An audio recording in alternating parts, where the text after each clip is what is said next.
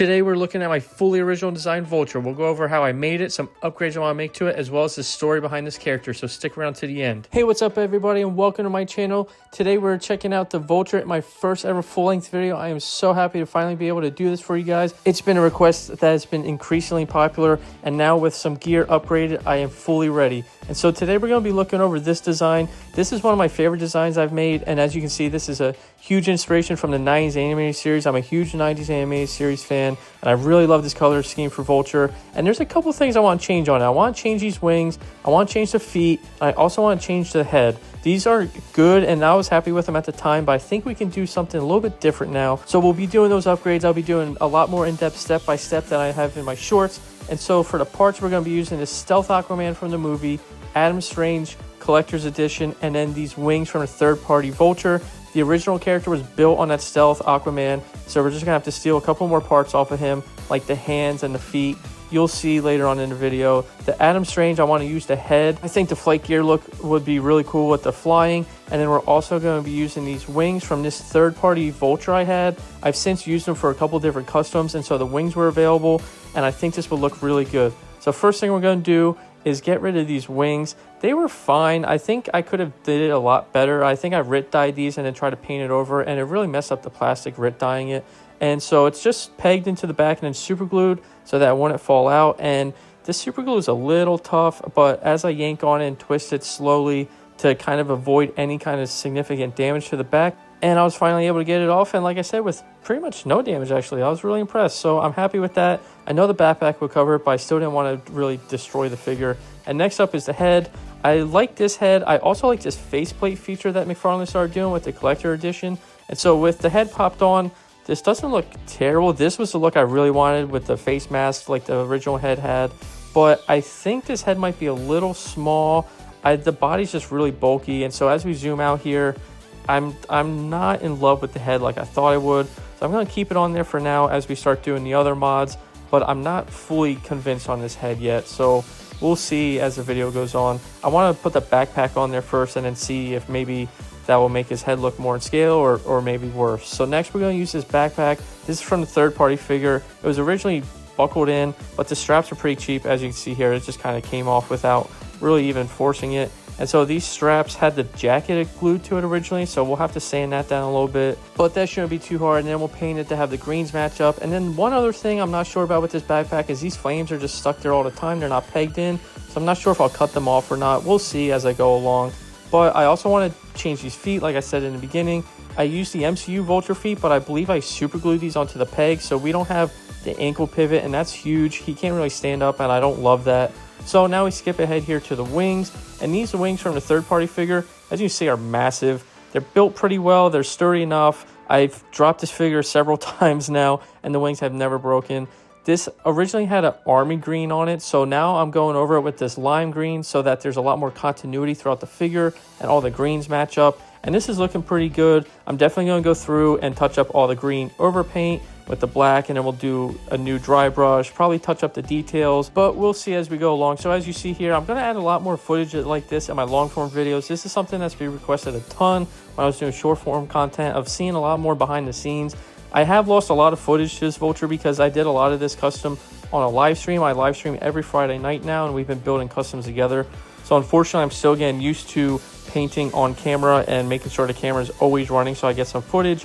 So I'm sorry in advance, there's going to be a lot of jumping around during this custom. But now that we got the second and third coats of green on the wings, we'll let that dry, and we're going to go ahead and touch up the straps on the backpack real quick. Like I said, this again was like a darker green, and so just to have all the greens match up, I'm going to go ahead and use the same green I used on the wings on the straps here. This takes about 2 or 3 coats as well, and this comes through good. I don't need perfect coverage because I am going to want all of this to look pretty worn out. So this going on light over the darker green will add a nice layer, so that's all right. And now the wings are finished up, so we'll look over this, and the green came out really good.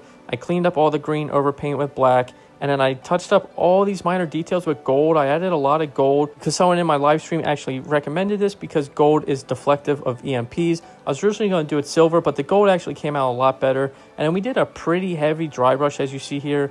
These wings are really worn out. That's perfect and exactly what I was going for, because this is Adrian Toombs Jr., so he's definitely using his dad's wings, or at least remnants of them, and so we want that wear and tear of 30 plus years of vulturing, right? And then I did the same thing with the backpack. I added a bunch of gold detail and then really heavy dry brush, and so this is looking good. Now with the accessories painted up, we'll look over the body, and the original paint job has held up really well. I will make sure to have all the paints linked down below as well as the brushes, and as you see here, I did swap out the feet like I said, and I think it looks so much better. So I hit them with a couple coats of the original green and then a lighter green on top to add depth. And now this figure is all put together, and this is looking really good. So let's go down the list of the recipe.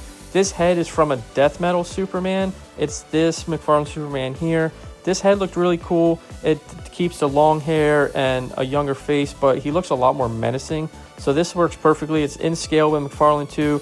The original head was too cartoony because it was from a He-Man, and the Adam Strange head was just too small. So this is a nice compromise in my opinion. I think it fits. As you see, we also swapped out the hands. The original were from a Batman Beyond. They're just kind of too small, so these hands work better. We used this strap material to add a cross strap, which looks really good, and we super glued the backpack in place, and this is really sturdy. So this figure is looking incredible. This gun is also from the third-party Vulture, and it just really ties it all together. This takes a design I already loved and made it that much better, so I'm really excited. But there's a couple more things I want to do before this is fully done. So we're going to take the hands, and these don't have trigger fingers originally because it's for Aquaman, who doesn't even come with a spear, but that's a topic for another day with Mcfarlane Figures. So we're just going to take an X-Acto knife. This is a fresh, sharp blade, and it cuts through this finger real easily. As I watch back, I realize I am cutting right towards myself, and this is a terrible idea, so please watch me as what not to do. You always want to cut away from yourself just in case it does slip. I do cut myself pretty often, and so please use me as an example of what not to do. But with the slit cut right down the finger, we see here, boom, we have a trigger finger, so it's perfect. And I want to do the same thing on the other hand because he really couldn't grab that little handle.